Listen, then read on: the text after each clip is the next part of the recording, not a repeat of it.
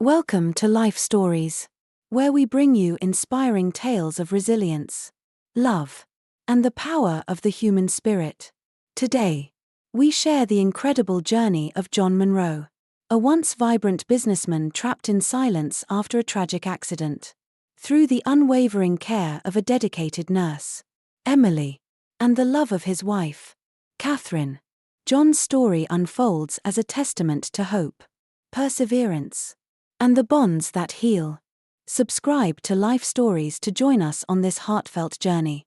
And let's begin today's story of transformation and the miracles that happen when we refuse to give up. Emily Carter adjusted the name tag on her white uniform as she stood at the imposing gates of the Monroe estate. It was her first day as a private nurse for John Monroe, a billionaire and once dynamic business magnate now confined to a vegetative state. She had seen opulent homes before in her years of nursing, but the grandeur of this place left her breathless. The estate's wrought iron gates swung open silently, revealing a winding path lined with neatly trimmed hedges and bursts of vibrant flowers that seemed to belong to a different world.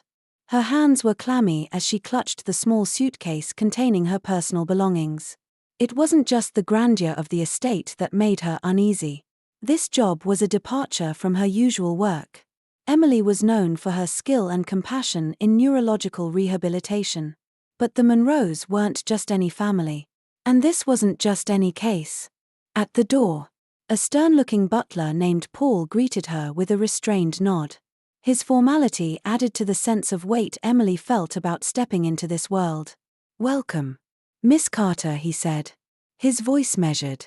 "Mrs. Monroe is waiting for you in the study. Please follow me." Emily followed him through grand corridors adorned with artwork that seemed to cost more than she'd earn in a decade. The muted elegance of the place was unsettling. It lacked warmth, much like the expressionless face of the man leading her. When they reached the study, Emily was greeted by Catherine Monroe. The woman was exactly as Emily had imagined: elegant, impeccably dressed, and intimidatingly poised. Catherine looked at Emily with an appraising gaze that felt more like an inspection than a greeting. "Miss Carter," Catherine began, her voice sharp and cool like the polished marble floor beneath their feet. "I trust you understand the responsibility you've taken on. My husband requires constant care, and any lapse in diligence will result in immediate dismissal."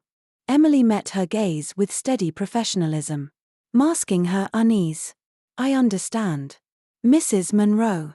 I assure you, I will dedicate my full attention and expertise to Mr. Monroe's care."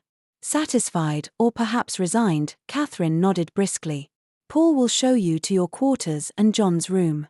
You'll have Sundays off. But during all other times, your presence is required. Any questions?" "No. Everything is clear," Emily replied.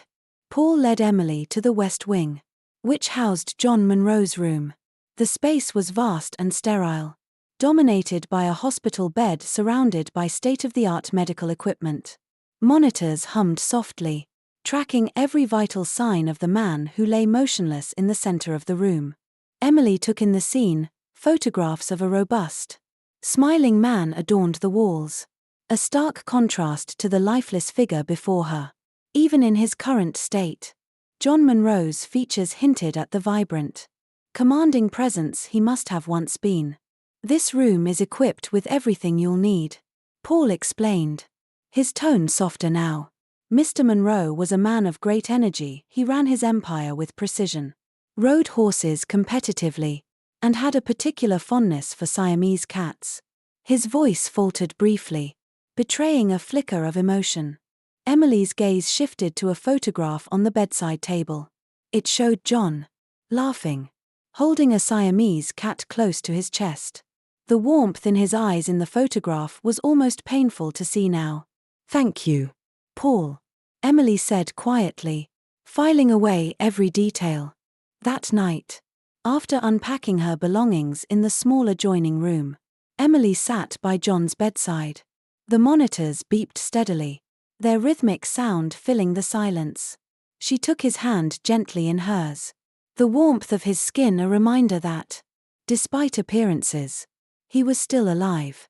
"Hello," Mr. Monroe, she said softly. I'm Emily. I don't know if you can hear me, but I'm here to help you. I promise I'll do everything I can to bring you back. For a moment, she thought she felt the faintest movement in his fingers. But perhaps it was her imagination, fueled by her own determination to make a difference. Regardless, she whispered, this is just the beginning. Mr. Monroe, you and we're going to fight this together. Emily spent the rest of the night poring over John's medical records, meticulously noting his condition and past treatments. She felt the weight of the task before her, but also a strange and growing connection to the man she had barely met. The quiet of the night was punctuated by the occasional rustle of leaves outside the window, the world seeming both vast and small in that moment. The next morning, Emily began her routine early, adjusting to the rhythms of the Monroe estate. As she performed basic procedures, she noted the cold, impersonal feel of John's room. She resolved to change that. It wasn't just the patient who needed healing, the environment did, too. Good morning, Mr. Monroe, she said cheerfully, pulling open the heavy curtains to let the sunlight stream in. It's a beautiful day out there, perfect for us to start our work together. She hummed softly as she checked his vital signs, a habit she'd developed over the years, believing in the power of music to connect with patients. Mid-morning, Catherine entered the room, her heels clicking against the marble floor. She paused by the doorway, her eyes quickly scanning the space. I see you've begun your work, she said, her tone neutral. Yes, Mrs. Monroe, Emily replied, noting how Catherine avoided looking directly at her husband. I have a business trip next week, Catherine announced. I'll be gone for 2 weeks. Paul will oversee the household during my absence. I trust that everything will be handled professionally. Emily nodded, sensing the emotional distance Catherine maintained from John. You can rest assured, Mrs. Monroe. Catherine lingered for a moment longer before turning and leaving, her French perfume lingering in the air. Emily turned back to John. It's just you and me now, she said quietly, determination hardening her resolve. She moved the bed closer to the window, ensuring John could feel the warmth of the sun on his skin. Then, she placed some photographs of him from his active days within his line of sight. Slowly but deliberately, she began transforming the space into a place of healing. You know, Mr. Monroe, Emily said as she connected her phone to a speaker. I read that you loved classical music. How about some Chopin to start the day? The soft notes of a piano concerto filled the room, and as Emily worked, she thought she saw a subtle change in the heart monitor. It was small, almost imperceptible, but it was enough to fill her with hope. By the end of the day, Emily had established a routine, blending medical procedures with her unique therapeutic methods. She knew progress would be slow, but for the first time in years, perhaps there was a spark in the stillness, a spark she was determined to nurture. That evening, as the moonlight bathed the gardens outside, Emily sat by John's bed, her hand resting lightly on his. We're going to find a way back, Mr. Monroe, she whispered, no matter how long it takes. And with that, the journey truly began. The days at the Monroe estate began to take on a rhythm as Emily settled into her role. Each morning, she greeted John with a cheerful good morning, Mr. Monroe, opening the curtains to let the sunlight flood the room. She had grown used to the sterile beeping of the machines, but her focus remained on the man lying motionless in the bed. Despite the stillness, Emily felt there was something alive within John, something waiting to be reached. The faint flicker of his eyelids, the subtle shifts in his breathing when music played, and the barely perceptible changes in his heart monitor gave her hope. She clung to these small signs, letting them fuel her determination. Emily began to introduce new elements to John's care. She played classical music every morning, starting with Chopin, then adding Beethoven and Bach. She spoke to him constantly, telling stories about her childhood in rural Virginia and sharing anecdotes from her years as a nurse. I know you probably think I talk too much, she said with a soft laugh one day. But I believe every word is a bridge back to the world. Her evenings were spent reading his medical records and studying his history. She learned about the vibrant life he had led before the accident, running a multi-billion-dollar company, riding horses competitively, and traveling the world. The photographs in the room spoke volumes about the man he once was. One evening, as Emily sorted through a stack of papers on the bedside table, Paul appeared at the door holding a tray with a cup of tea. I thought you might like this, he said, his usually stern face softening. Thank you, Paul, Emily said, surprised by the gesture. Paul hesitated, his eyes drifting to John. In all my years here, I've never seen anyone dedicate so much attention to Mr. Monroe, he said quietly. Emily smiled. I believe he's still in there, Paul. We just have to find the right way to reach him. Paul nodded. There's something you should know. Mr. Monroe had a Siamese cat, Maximum. They were inseparable. After the accident, Mrs. Monroe sent Max to the ranch. She said the house was no place for a pet. Emily's heart quickened. Do you think we could bring him back? Maybe Max could help. Paul considered her request for a moment before replying. I'll make some calls. Mrs. Monroe rarely visits the ranch, and she won't be here for 2 weeks. If it can help him, it's worth a try. The following afternoon, Emily sat beside John as she performed his passive physiotherapy exercises. I think you're going to have a visitor soon, she told him, her voice light. A very special friend. At 3 o'clock, Paul arrived carrying a travel crate. Inside, Maximum, a sleek Siamese cat with striking blue eyes, peered out curiously. Emily's breath caught as she opened the crate. Releasing Max into the room, the cat stepped out gracefully, his ears twitching as he took in the unfamiliar surroundings. Max paused, then walked directly to John's bed. Emily and Paul watched in silence as the cat sniffed at John's hand, then leaped onto the bed and curled up beside him. To Emily's astonishment, the heart monitor began to register a subtle change in rhythm. Look at that, she whispered to Paul, her voice trembling with emotion. It's as if he knows. Paul's usually stoic expression softened. Mr. Monroe brought Max home from a trip to Thailand. They were inseparable. For the rest of the afternoon, Max remained by John's side. Purring softly, Emily observed every detail, her mind racing with possibilities. Could the cat's presence awaken something within John? Could it help him reconnect with the world? That evening, Emily carefully documented the changes she had observed. As she wrote, she glanced at Maximum, who was now stretched out on the bed, his sleek fur illuminated by the soft glow of the bedside lamp. She felt a renewed sense of hope. The next morning, Emily decided to push the boundaries of her approach. After performing John's routine exercises, she rearranged the room to make it more inviting. She moved the bed closer to the window, placed fresh flowers on the nightstand, and brought in personal objects that Paul had stored away, a leather journal, an old watch, and a photo album filled with images of John's travels and accomplishments. You know, Mr. Monroe, Emily said as she placed the objects on the bedside table. I think these might help us remind you of who you are. She opened the photo album to a page showing John on horseback, a triumphant smile on his face. This is you, she said, her voice firm. This is who you are, and I believe we can bring you back. Later that day, as Emily played Mozart's Piano Concerto No. 21, she noticed another subtle change in John's responses. His fingers twitched slightly, and his breathing seemed to deepen. Maximum, sensing the shift, moved closer to him, his purring growing louder. Emily's heart swelled with hope.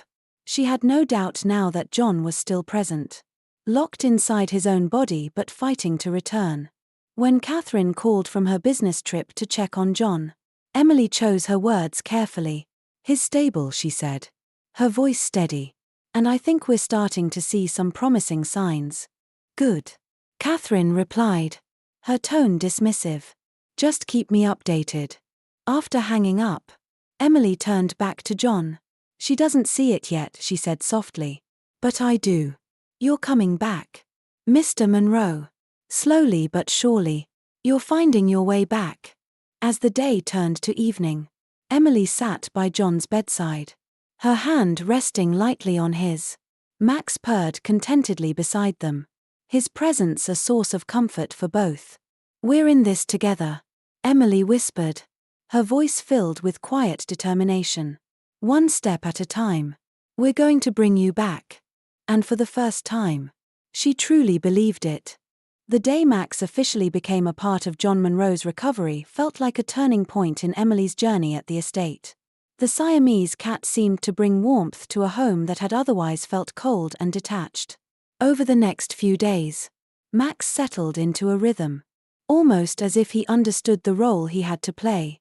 He rarely left John's side, curling up on the bed or resting on the pillow near his head.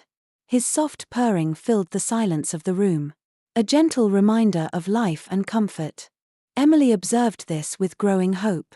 The subtle changes in John's responses, his increased heart rate, the faintest twitch of a finger were happening more frequently when Max was nearby. She documented everything meticulously, knowing she was building a case for the power of connection and the role of emotional triggers in rehabilitation. One evening, as she reviewed her notes by the bedside, Emily caught sight of a photograph she had placed earlier, a candid shot of John holding Max as a kitten, his broad smile illuminating the frame. Do you remember this day, Mr. Monroe? She whispered, holding the picture close to his face. I think Max does. He's been waiting for you to come back. It was a quiet moment, but Emily felt a deep sense of connection as she spoke to John. She didn't know whether he could hear her, but she believed in the power of her words. Words, she thought, had a way of weaving invisible threads, building bridges where none seemed possible. The following morning, Emily decided to test something new. After performing the usual physiotherapy exercises with John, she brought Max to his lap and began recounting stories from her own life. I grew up on a farm, she began, kneeling beside the bed. We didn't have much, but we always had animals, horses, dogs, cats. My favorite was a tabby named Rosie. She was a bit like Maximum, always knowing when I needed a friend. As she spoke, she massaged John's hands, encouraging movement in his stiff fingers. Rosie once followed me into the woods when I ran away from home, she continued, smiling at the memory. I was upset about something silly, a broken toy, I think, but she stayed with me until I calmed down. That's the thing about animals, they don't judge. They just stay. Max purred loudly, as if in agreement. Emily glanced at John's hand and thought she saw it twitch again. Her pulse quickened. Mr. Monroe, she said softly, leaning in. If you're trying to tell me something, keep going. We'll get there together. That afternoon, as Emily prepared to try something new with aromatherapy, Paul entered the room carrying an object wrapped in tissue paper. I thought this might help, he said, carefully unwrapping it to reveal an old leather-bound journal. What's this? Emily asked, intrigued. It's one of Mr. Monroe's personal journals. Paul explained. He used to write in it daily, especially when he was traveling. I thought reading it to him might awaken something. Emily nodded, deeply touched by Paul's growing involvement. That's a wonderful idea. Thank you, Paul. That evening, after the room was filled with the calming scent of cedarwood, one of John's favorite aromas. According to Paul, Emily began to read from the journal. She chose an entry from a trip John had taken to Montana, where he had attended an equestrian competition. July 15th, she began, her voice steady. Blaze and I rode our best today. The wind was in our favor, and for a moment, I felt like we were flying. I've never been prouder of that horse. He deserves every bit of the championship title. As she read, Emily noticed Max sitting upright, his ears twitching. The heart monitor's rhythm subtly changed again, and Emily felt a surge of hope. Do you hear that, Mr. Monroe? She asked, her voice soft but steady. Do you remember Blaze? Do you remember how it felt to ride him? Emily continued reading, alternating between journal entries and gentle encouragement. That night, as the moon cast a silver glow over the estate, she felt a quiet confidence that progress, however slow, was being made. The next few days were a whirlwind of small victories. Emily began incorporating more sensory elements into John's routine, the scent of freshly cut grass, reminiscent of the fields he once rode across, a soft equestrian blanket draped over his lap, even recordings of horse hooves clattering over dirt trails. Each stimulus seemed to spark subtle but unmistakable responses. Then, one particularly warm afternoon, something extraordinary happened. Emily had just finished describing a photograph of John holding Blaze when Maximum perched on the bed beside him, nuzzled John's hand. To Emily's astonishment, John's fingers moved, this time with more purpose. Paul, Emily called, her voice trembling with excitement. Paul rushed in, his eyes wide. What is it? Look, Emily said, her voice barely above a whisper. She placed her hand under John's and encouraged him to move again. Slowly, his fingers curled around hers. Weak but deliberate. Paul stared in awe. That's not a reflex, he said. His voice choked with emotion. That's him. Tears welled up in Emily's eyes as she held John's hand. You're doing it. Mr. Monroe, she whispered. You're coming back to us. That evening, as she updated her notes, Emily felt a deep sense of purpose. The journey was far from over, but the first real sign of John's return filled her with hope. Max settled beside John on the bed, his purring a constant companion in the quiet room. Emily sat by the window, gazing out at the vast gardens. Somewhere beyond the horizon, she knew, lay the life John had left behind and the one they were working so hard to bring him back to. We're going to get there, she whispered, more to herself than anyone else. Step by step. We're going to get there. The days of progress began to accumulate like drops of water slowly filling a basin. Each new response from John, a faint finger movement, a subtle change in his breathing, felt like a small triumph to Emily. Max's constant presence, along with the familiar scents and sounds Emily introduced, had transformed John's once sterile room into a place brimming with hope. Yet, one presence had remained as cold and distant as ever, Catherine Monroe. She called the house occasionally to check in, her conversations brief and focused on logistical matters. Emily kept her responses professional, knowing Catherine had entrusted her husband's care but still seemed emotionally disengaged. When Catherine returned from her business trip, the dynamic in the household shifted. Her heels echoed on the marble floors as she swept into the estate, her perfume announcing her arrival before her voice did. Emily was in John's room, carefully documenting his responses to a new series of sensory exercises. When Catherine appeared in the doorway, "Miss Carter," Catherine said, her tone sharp, though it carried a hint of curiosity. "How has my husband been?" Emily straightened, meeting Catherine's gaze. "He's been showing small but promising signs of responsiveness," she said. "There's still a long way to go, but I believe he's making progress." Catherine's eyes flickered to John's face. For a brief moment, her mask of indifference faltered. "Progress," she repeated, stepping closer to the bed. "Yes," Emily said, her voice steady. "He's responded to certain stimuli. For example, his cat Max has been a constant presence, and I've noticed positive changes when Max interacts with him." Catherine's lips tightened. "The cat," she said with a hint of disapproval. "I didn't think you'd involve him." Emily chose her words carefully.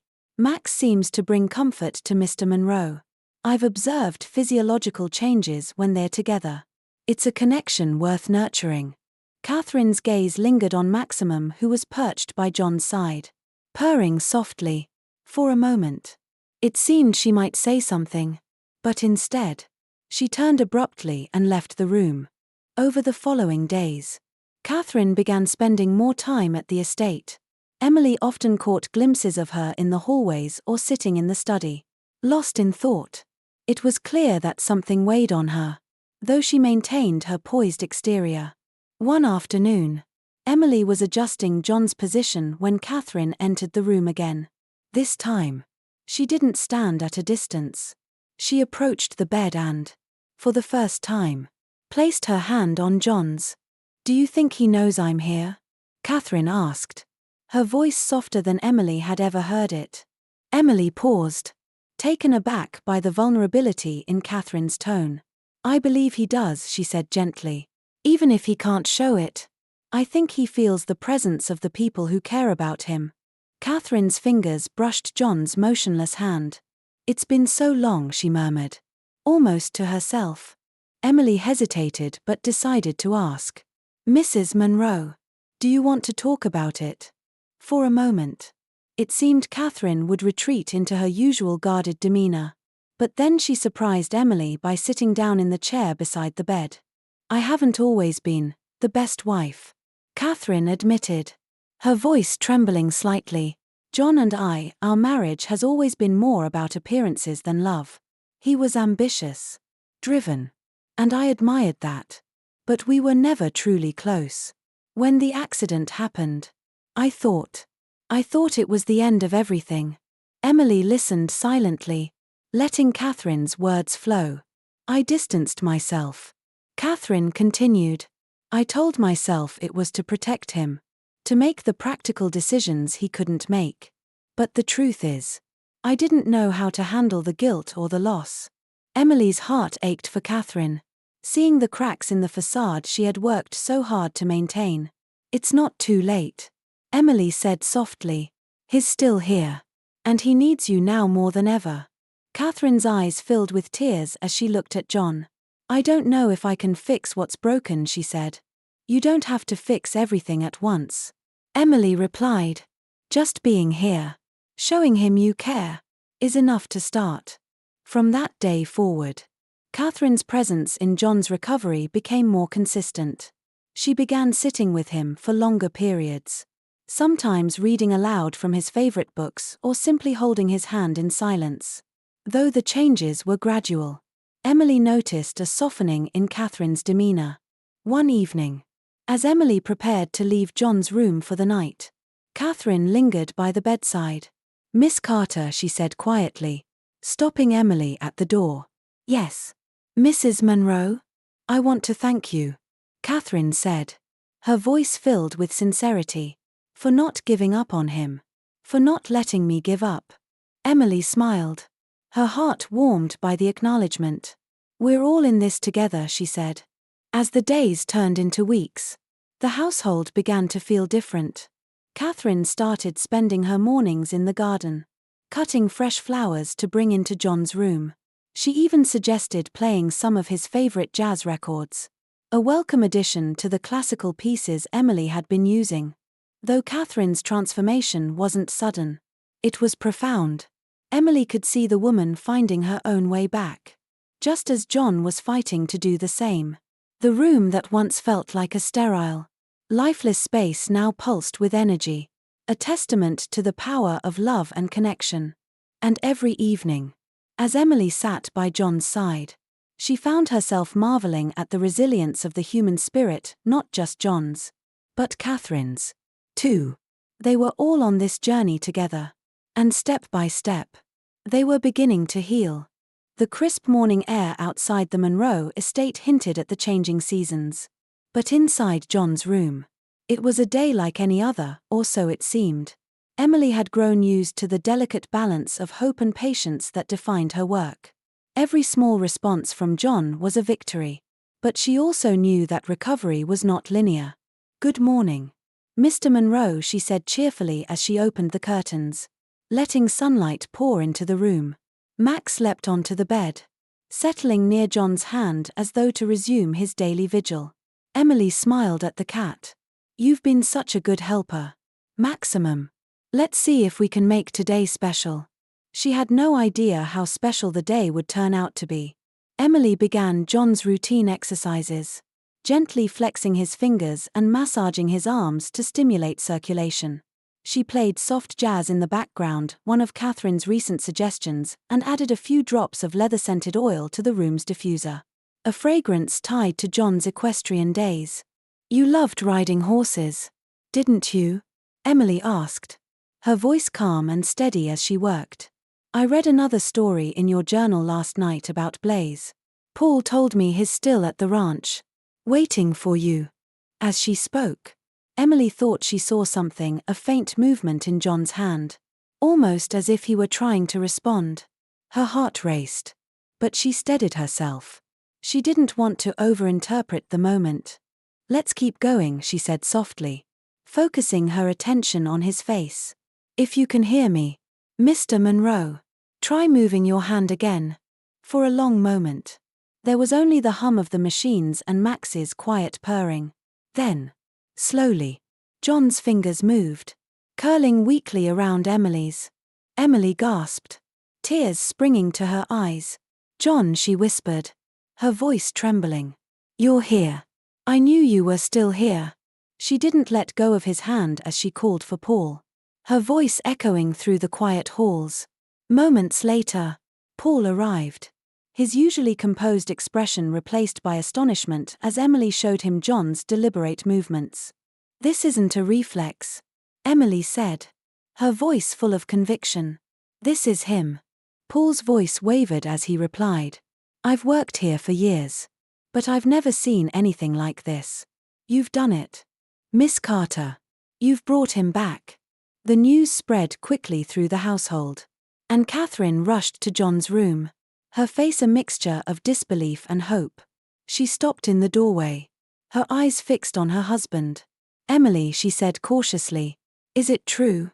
"It is," Emily replied, stepping back so Catherine could approach the bed. Catherine hesitated for a moment before taking John's hand in hers. "John," she said, her voice trembling, "can you hear me?" John's eyes remained closed, but his fingers twitched against hers. Catherine's breath hitched, and tears began to spill down her cheeks. "Oh, John," she whispered, leaning closer, "we're here. We're waiting for you." That night, Emily updated her notes with meticulous care, documenting every detail of John's progress.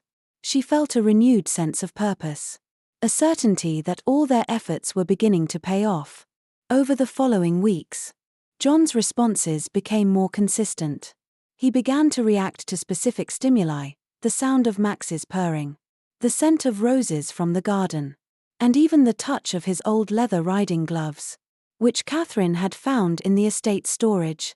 Emily also noticed changes in his facial expressions. His lips, once motionless, now seemed to twitch as though trying to form words. On one particularly sunny morning, Emily was performing his usual exercises when she decided to test something new. "Mr. Monroe," she said, leaning closer to him, "if you can hear me, try moving your lips. Just a little." For a moment, nothing happened. Then, ever so slightly, his lips parted. It was a small, almost imperceptible movement, but it was enough to make Emily's heart soar. Later that afternoon, Catherine joined Emily in John's room, bringing a stack of old photographs. "I thought these might help," Catherine said, sitting down beside her husband. She showed him pictures from their travels, images of sunlit beaches, bustling cityscapes, and quiet mountain trails. "This was our trip to Greece," Catherine said, holding up a photo of the two of them standing on a cliffside. "You made me try that awful wine, remember? And I ended up loving it." To everyone's surprise, John's lips twitched again, almost as if he were trying to smile. Catherine's hand flew to her mouth, and her eyes filled with tears. "He remembers," she whispered. "He remembers." Emily watched the scene unfold, her heart swelling with emotion. The connection between Catherine and John, once so fractured, seemed to be slowly mending. It was as if John's fight to return to the world was also bringing Catherine closer to him. By the end of the week, John had reached another milestone. During one of their sessions, Emily asked him to squeeze her hand twice if he could understand her. It took several long, Tense moments. But then he did 2 faint but deliberate squeezes. That's it. John. Emily said. Tears streaming down her face. You're doing it. Catherine, who had been watching from the corner of the room, rushed to his side. You're coming back to us, she said, her voice breaking. We've missed you so much. As the sun set over the Monroe estate that evening, Emily sat on the veranda with Paul and Catherine, sipping tea as they reflected on the day's events. I've never seen him like this, Catherine said softly. Not since before the accident. It's like a part of him is waking up. It's more than a part. Emily replied. It's all of him. Slowly finding his way back. We just have to keep believing. And they did. For the first time. The household felt united in a shared sense of hope, a hope that, against all odds, John Monroe was beginning to return. The cool autumn air wrapped itself around the Monroe estate like a gentle embrace. Emily stood at the large window in John's room, watching as the leaves fell in golden cascades. The days had grown shorter, but each one seemed brighter now. John's progress had given the household a renewed sense of purpose. And Emily could feel it in every corner of the house. Today was no ordinary day. Paul had just finalized plans for a trip that Emily believed could be transformative. They were taking John to the equestrian center where he used to ride. You're certain this is safe? Catherine asked as she stood beside Emily, her brow furrowed. With the right precautions. Yes. Emily replied confidently. This place meant everything to him. Being there, hearing the sounds, smelling the leather and hay, it could awaken something even deeper. Catherine hesitated but eventually nodded. If you think it will help, let's do it. The preparation was meticulous. The ambulance arrived promptly, outfitted with all the necessary medical equipment to ensure John's safety during transport. Paul supervised the process with military precision, his usual stoicism masking the nervous energy beneath. Catherine hovered nearby, wringing her hands as she watched Emily and the medical team transfer John into the ambulance. We're ready, Emily said, giving Catherine a reassuring nod. The drive to the equestrian center was quiet, the only sounds coming from the gentle hum of the engine and Max's soft purring. The Siamese cat had become a constant companion to John, and Emily insisted on bringing him along for the trip. As they pulled into the gravel driveway of the center, Emily caught her first glimpse of the stables. They were exactly as Paul had described, rustic yet well-maintained, surrounded by sprawling fields that stretched to the horizon. The air smelled of fresh hay and earth, a sensory feast that felt alive with possibilities. When the ambulance doors opened, a stable hand greeted them warmly, her eyes widening as she recognized John. Mr. Monroe, she whispered, a hand to her mouth. It's been so long. Emily smiled, her heart swelling with hope. He's here to visit Blaze. The team carefully wheeled John's stretcher to a shaded spot near the paddock.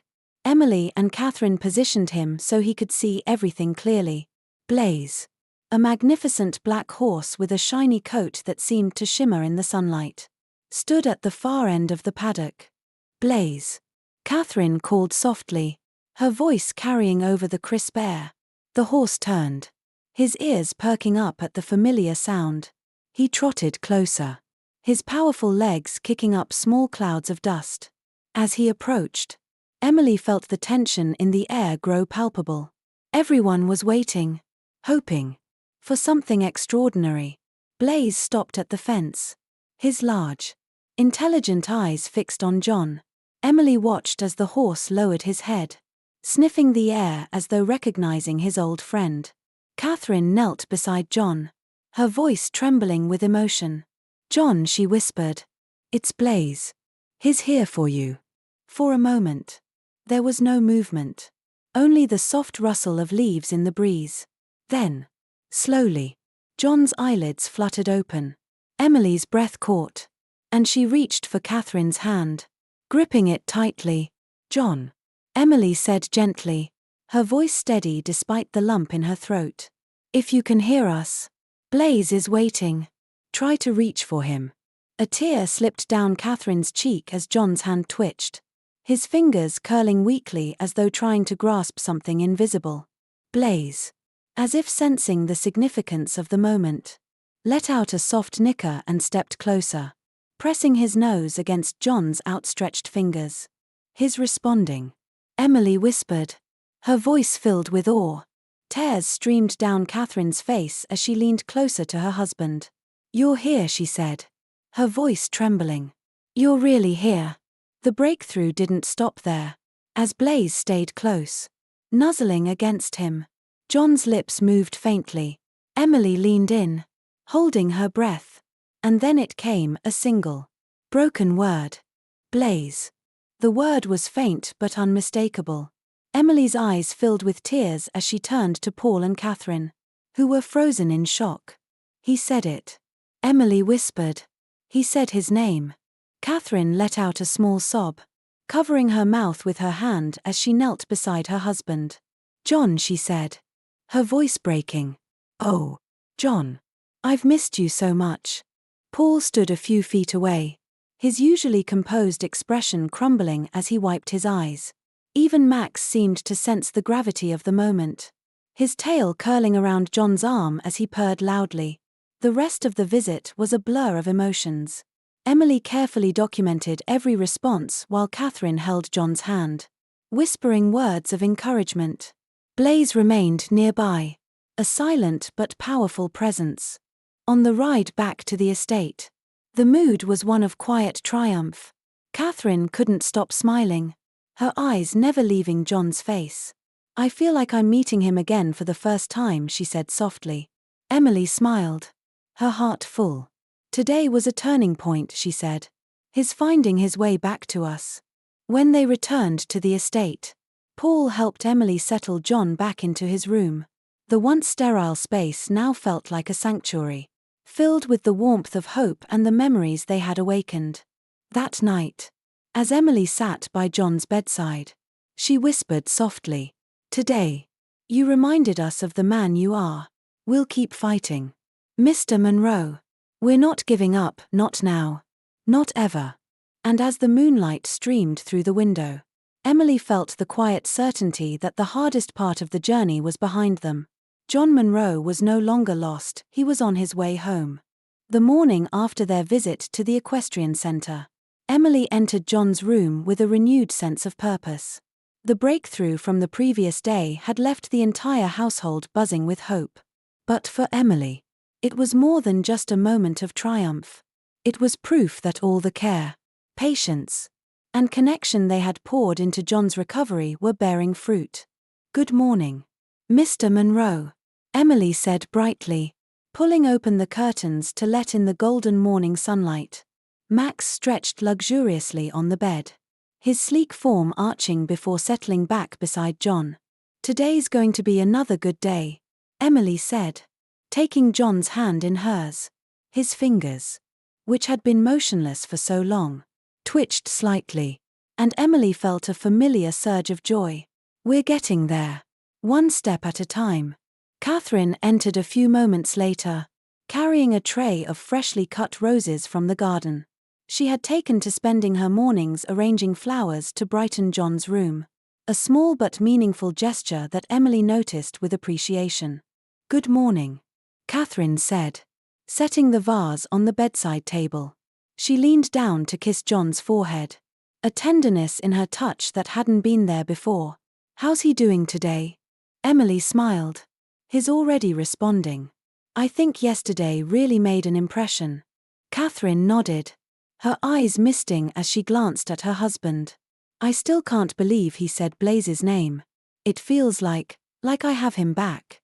"You do," Emily said gently, "and he's fighting to come back even more." Later that morning, Emily suggested another step forward.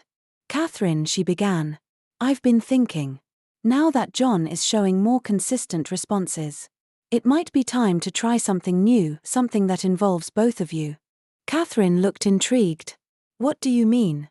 Emily pulled out a photo album she had found in the study. "This is filled with moments from your life together. If we look through it with him, It might help stimulate more memories and emotions. You can tell him stories about these moments. Things only you two would know.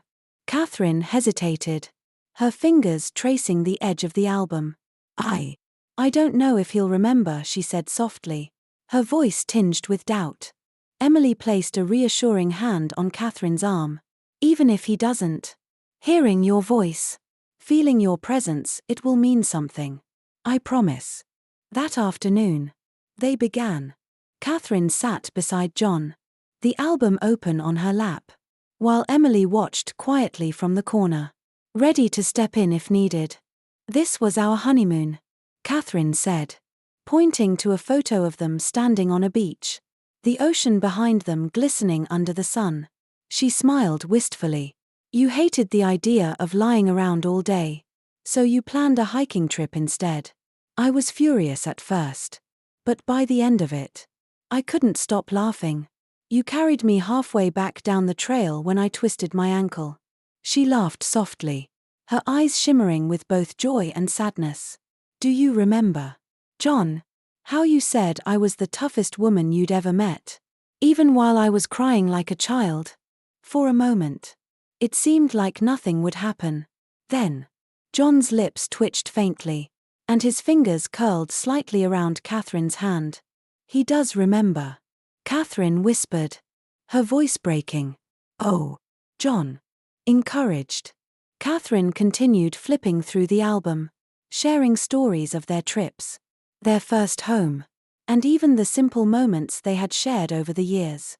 As she spoke, Emily noticed a profound change in her demeanor. The guarded, distant woman who had once seemed disconnected from her husband now radiated warmth and vulnerability. Over the next few days, this became their routine. Catherine spent hours by John's side, sharing memories and reading aloud from books he once loved. Emily introduced small challenges to encourage John's responses, asking him to blink once for yes, twice for no, and gradually, he began to communicate in this limited but meaningful way.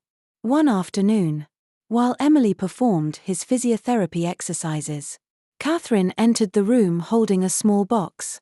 I found this in the attic, she said, opening it to reveal a collection of old mementos, ticket stubs, postcards, and a watch with a cracked face. This was your favorite watch, Catherine said, holding it up for John to see. You wore it every day until it broke. I told you to throw it away, but you said it was your lucky charm. Emily watched closely as John's lips moved again, faintly but with more intention than before. The sound was weak, barely audible, but it was unmistakable. Catherine froze, her eyes wide with shock. John, she said, leaning closer. Did you just say my name? Kath, he murmured, the effort evident in his strained expression. Tears spilled down Catherine's cheeks as she clutched his hand. I'm here, John. I'm right here. Emily felt her own eyes well with tears as she witnessed the moment. It was more than progress, it was a reunion.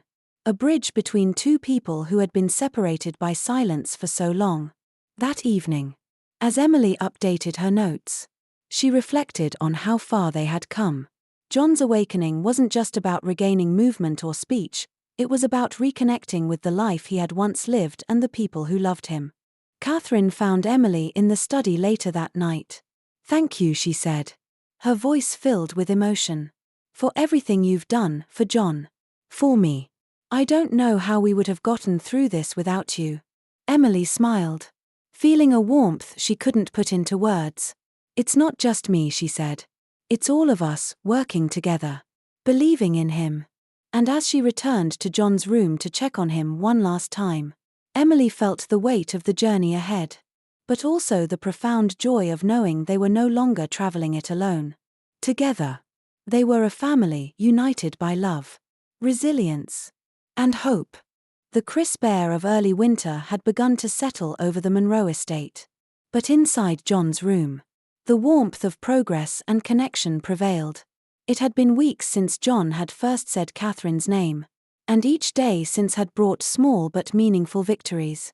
Emily entered the room early that morning to find Catherine already seated by John's side. A book open in her lap. Maximum, as always, was curled up on the bed, his sleek body rising and falling with each purr. The sight brought a smile to Emily's face. "Good morning, Mrs. Monroe," Emily greeted warmly. Catherine glanced up, her face softening. "Good morning, Emily." He's been more alert today. He even followed me with his eyes when I walked to the window. "That's wonderful," Emily said, walking over to check John's vitals. She leaned down, her tone gentle. "Good morning, Mr. Monroe. Are you ready to keep working with us today?" John's gaze shifted toward her, and Emily caught the faintest flicker of recognition in his expression. Her heart swelled with hope. As Emily began his physiotherapy routine, Catherine stayed close, offering words of encouragement. It had become clear to Emily that Catherine's involvement wasn't just helping John, it was transforming her, too. The woman who once seemed cold and guarded now spoke with tenderness and an openness Emily hadn't thought possible. "I was thinking," Catherine said after a while, breaking the comfortable silence. "Perhaps we could try something new, something to remind John of the life he built. Paul told me the study is filled with old company documents, awards, and photographs from his career. Maybe seeing those would help." Emily nodded thoughtfully. "That's a great idea. Familiar objects and achievements could spark something deeper. Would you like me to help set it up?" Catherine smiled, a trace of excitement in her eyes. "Yes, please. Let's bring his world to him." That afternoon, Emily and Catherine transformed John's room into a space filled with pieces of his legacy. Awards for business excellence lined the shelves. Framed photographs of company events adorned the walls, and a leather-bound portfolio of his greatest deals rested on the bedside table. When everything was in place, Catherine sat beside John, holding his hand. "John," she began softly, "do you see all of this? This is what you built. This is who you are." Emily played a recording of a keynote speech John had given years ago at a business conference. His voice, strong and commanding, filled the room, and Emily watched closely for any reaction. As the recording played, John's lips moved slightly, as though trying to mimic the words. Catherine noticed, her breath catching. "You remember, don't you?" she whispered, leaning closer. John blinked twice, a deliberate, unmistakable yes. Catherine's laughter was tinged with tears. "I knew you were still in there," she said, squeezing his hand. The days that followed were filled with similar moments of connection.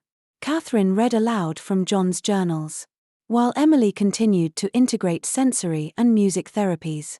Each small step forward felt monumental, not only for John but for everyone in the household.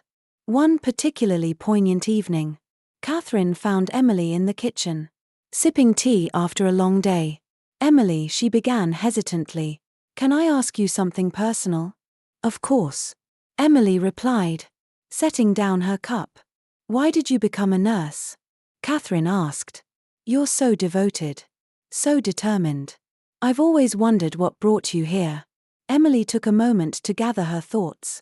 "When I was a child," she began, "my grandmother fell ill. She had a long recovery, and I spent a lot of time helping her. I saw how much a little care and attention could make a difference. It stuck with me. I wanted to help people feel less alone in their struggles, to show them there's always hope." Catherine nodded, her expression thoughtful. "You've given us so much hope," she said quietly. "When this all started, I didn't think I could face it. I thought I'd already lost him. But you've shown me that even in the darkest moments, there's a way forward." Emily smiled, touched by Catherine's words. "It's not just me," she said. "It's all of us, working together, believing in him."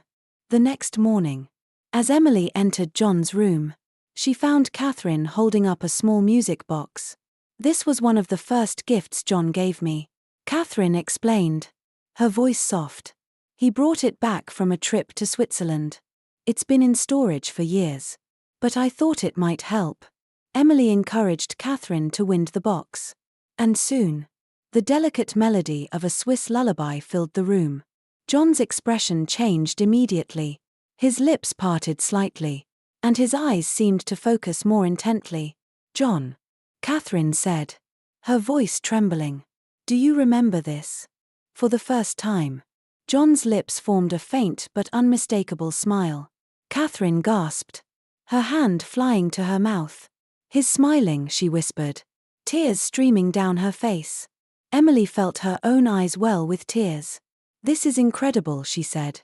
"It's a breakthrough." "Catherine." His showing emotion. That evening, as the household settled into its nightly routine, Emily sat in her room reflecting on the day's events. She thought about how far they had come from the sterile silence of John's initial condition to the warmth and hope that now filled his room. Catherine's transformation had been just as remarkable. The woman who once seemed resigned to loss now radiated a love and determination that rivaled Emily's own. Together, they were proving that recovery wasn't just about medical care, it was about connection, patience, and the unwavering belief that healing was possible. Before heading to bed, Emily peeked into John's room one last time. Catherine was still there, sitting beside her husband with Max curled up in her lap. She was reading aloud from one of John's journals, her voice soft and steady. "Good night, Mr. Monroe," Emily whispered, her heart full. "We'll see you in the morning." As she closed the door, Emily felt a deep sense of gratitude. The journey was far from over, but they were walking it together, united by love, hope, and the shared belief that miracles were possible. Winter's first snow had dusted the grounds of the Monroe estate, transforming the garden into a pristine white canvas. Emily stood by the large window in John's room, watching the morning sun cast golden hues over the landscape. Inside, the warmth of progress continued to fill the air, and today felt like the start of something new. "Good morning, Mr. Monroe," Emily said cheerfully, as she gently adjusted his pillows and opened the curtains. Maximum, now a permanent fixture in John's recovery, purred from his spot on the bed. John's eyes followed Emily as she moved, something he was doing more often now. His responses had become increasingly intentional, and every day brought a new glimmer of the man he had once been. "You're looking more alert today," Emily said, her voice light. "I think we're ready to try something a little different." Emily had been planning this for weeks. With Catherine's support, she had arranged for John to leave his room and spend time in the garden for the first time since the accident. The decision had not been made lightly, every detail had been meticulously prepared to ensure his safety. Catherine arrived just as Emily finished explaining the plan to John. She wore a thick winter coat and held a knitted blanket in her arms. "Are you sure he's ready for this?" she asked, her voice a mix of excitement and apprehension. Emily nodded confidently. "He's more than ready. I think the fresh air and sunlight will do wonders for him." The nursing team carefully transferred John into a specialized wheelchair, ensuring he was comfortable and securely positioned. Catherine draped the blanket over his lap, fussing over the details with a tenderness that hadn't existed months ago. As they moved through the grand halls of the estate, the anticipation was palpable. Even Paul, who had rarely shown emotion in the past, walked alongside them with a quiet smile. When they reached the garden, Emily paused to let John take in the scene. The snow-covered hedges, the icicles hanging from the trees, and the crisp, clean air were all a stark contrast to the sterile confines of his room. "Here we are," Emily said softly, positioning the wheelchair near a small fountain now frozen in time. "Take it all in. Mr. Monroe, this is your home." Catherine knelt beside him, her gloved hand resting on his. "Do you remember how you used to spend hours out here?" she asked. "You'd sit with your laptop, planning your next big project, while I begged you to take a break." John's eyes moved to the fountain, and his lips twitched faintly. Catherine turned to Emily, her eyes shimmering. "I think he remembers," she whispered. Maximum, who had followed them outside, leapt gracefully onto John's lap. curling up as if he belonged there. His presence seemed to ground John even further. Emily noticed a subtle change in John's breathing, deeper, calmer, as he took in his surroundings. Emily reached for a small photo album she had brought along, flipping to a page that showed John sitting by the fountain, Blaze grazing in the background. She held it up for him to see. "This was taken right here," Emily said. "You always said this was your favorite spot in the garden." John's hand moved slightly beneath the blanket. Catherine noticed it first, her eyes widening. "He's trying to lift his hand," she said, her voice trembling with emotion. Encouraged, Emily leaned closer. "Go ahead, Mr. Monroe. If you want to reach for something, we're here to help you." Slowly, painstakingly, John's hand emerged from beneath the blanket. It wasn't a strong movement, but it was deliberate. Catherine guided his hand toward Maximum and his fingers brushed against the cat's fur. Tears spilled down Catherine's cheeks as she watched. "You're doing it," she said softly. "You're coming back to us." For the next hour, they stayed in the garden, talking to John and showing him photos. Emily pointed out familiar landmarks, the oak tree where Blaze used to stand, the trellis Catherine had once draped in flowers for a garden party. Every detail seemed to evoke a spark in John's expression. As they prepared to return inside, Emily caught Catherine lingering by the fountain. "Are you all right?" Emily asked, noticing the pensive look on her face. Catherine turned to her, smiling through her tears. "I was just thinking about how far we've come. When this all started, I was so afraid of losing him completely. But now," she looked back at John, who was resting peacefully in his chair. "Now I see that we've gained something even greater." Emily nodded, understanding the depth of Catherine's words. "Recovery isn't just about getting back to where you were," she said. "It's about finding a new way forward." That evening, the atmosphere in the estate felt lighter than it had in years. Paul arranged for a fire to be lit in the main hall, and Catherine insisted on bringing John there to sit with them for a while. The soft glow of the firelight danced across the room as they sipped tea and shared stories. "You've brought life back to this house," Catherine said to Emily, her voice warm. "Not just for John, but for all of us." Emily felt a lump in her throat at the sincerity of Catherine's words. "It's not just me," she said. "It's all of us, working together, believing in him." As the night wore on, John's presence in the room became a symbol of everything they had achieved. The journey was far from over. But in that moment, surrounded by warmth and love, Emily knew they were on the right path. "Good night, Mr. Monroe," she said softly as she helped Catherine wheel him back to his room. Today was a good day. And as she stepped outside into the crisp winter night, the stars above twinkling brightly, Emily felt a profound sense of hope. The journey wasn't just about recovery, it was about rediscovery, resilience, and the unbreakable bonds of love. The city felt like a giant, cold maze as Sarah, the baby, and I pressed forward into the night. My mind buzzed with worry for Rachel and Victor, but there was no time to stop and reflect. Each step through the narrow alleyways brought us closer to safety, or so I hoped. Sarah was quieter than usual. Her focus was solely on keeping the baby calm. He had fallen asleep again, his soft breaths providing an odd comfort in the chaos. I glanced at her pale, determined face and realized how much she had endured. This wasn't just about survival for her. This was about reclaiming her life and her child's future. "We need to find shelter soon," I said, scanning the darkened streets ahead. "Somewhere we can regroup and figure out where Rachel and Victor are." Sarah nodded but didn't respond. Her grip on the baby tightened as if letting go, even for a moment, would break her. The dim light of an approaching street lamp illuminated her face, and I saw the faint shimmer of tears in her eyes. "It's going to be okay," I said quietly, trying to reassure both of us.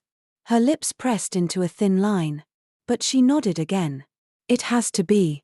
We emerged into a quieter neighborhood, rows of rundown apartment buildings looming over the empty streets. The air was thick with the faint smell of smoke and the distant hum of city traffic. The area looked abandoned. But we couldn't take any chances. Walter's men could be anywhere. There, Sarah whispered, pointing to a small, boarded-up convenience store on the corner. It was as good a place as any. I led the way, testing the door. It gave way with a loud creak, making my pulse spike. But no one came running. We slipped inside, and I quickly bolted the door behind us. The interior was dark, the shelves empty and covered in dust. It felt eerie, but it offered us a moment to breathe. Sarah sat on the floor, cradling the baby and rocking him gently. I moved to the back of the store, checking for any signs of danger.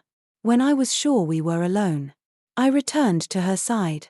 "I'll keep watch," I said, sitting by the window and peering through a crack in the boarded slats. "You should rest if you can." She shook her head. "I can't. Not until this is over." Her voice was steady, but there was a weight to it that I hadn't heard before. I didn't press her, knowing she needed to hold on to whatever strength she had left. Instead, I turned my attention to the street outside, scanning for movement. Minutes stretched into what felt like hours. The city was unusually quiet, the kind of stillness that felt unnatural. My thoughts drifted to Rachel. She had bought us time. But at what cost? And Victor, what if his distraction had put him directly into Walter's hands? The sound of faint footsteps outside snapped me back to the present. I tensed, gripping the edge of the window frame as I watched a shadow move across the street. Whoever it was, they were alone. But that didn't mean it wasn't a threat. "Stay here," I whispered to Sarah, rising to my feet. "No," she said sharply, her voice low but firm. "You're not going out there alone." "I'll be careful," I promised, holding her gaze. "But if something happens, you need to stay hidden." She hesitated, then nodded reluctantly. I slipped through the back door, stepping into the cold night air. The alley behind the store was narrow, the walls on either side covered in peeling paint and graffiti. I moved cautiously, my ears straining to catch any sound. "Lucas," a voice whispered from the shadows. I froze, my heart pounding. "Rachel," I whispered back, barely able to believe it. She stepped out from behind a dumpster, her face pale but otherwise unharmed. Relief washed over me like a tidal wave, and I moved quickly to her side. "Are you okay?" I asked, scanning her for injuries. "I'm fine," she said, her voice tired but steady. "I lost them a few blocks back."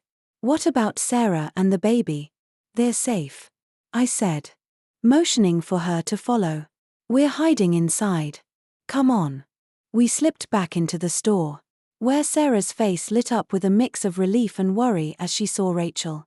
"Thank God," Sarah said, her voice trembling slightly. "We thought." "I know," Rachel said, cutting her off gently. "But I'm here, and we're not out of this yet." As she spoke, Rachel pulled a small, battered map from her jacket pocket. "Victor and I planned an alternative route in case things went south," she explained, spreading the map on the dusty floor. "He's heading to the safe house near the train yard. If we can get there, we can regroup." "Do you think he made it?" Sarah asked, her voice barely above a whisper. Rachel hesitated, then nodded. "Victor's tougher than he looks. He'll make it." The plan was simple enough. We would stick to the back streets, avoid main roads, and head toward the train yard. It wasn't far, but every step carried a risk. Walter's men would be searching the city, and we couldn't afford to be caught. "Let's go," Rachel said, folding the map and slipping it back into her jacket. "We don't have time to waste." As we stepped back into the night, I couldn't shake the feeling that this was just the calm before the storm. The city loomed around us, dark and unforgiving, and I knew that the final confrontation with Walter was drawing closer. For now, all we could do was keep moving. The early morning sun peeked over the city skyline, casting a golden glow on the streets below.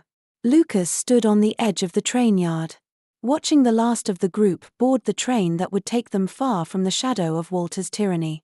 Sarah cradled her baby, a faint smile of relief on her face. While Rachel helped ensure everything was secure, they had done it. Against all odds. They had exposed the truth and dismantled the empire Walter had built on lies and cruelty. But victory had come at a cost. The scars, both physical and emotional, would remain. A constant reminder of the battles they had fought and the people they had lost. As the train began to move, Sarah looked back at Lucas. "Thank you," she said softly, her voice carrying a mix of gratitude and hope. "For everything." Lucas nodded, his heart heavy yet hopeful. "Take care of him," he replied, glancing at the baby. "Make sure he knows what freedom really means." As the train disappeared into the horizon, Lucas turned away, ready to face a new chapter. If you enjoyed this story, don't forget to like and subscribe to Life Stories for more tales of courage, hope, and humanity. See you next time.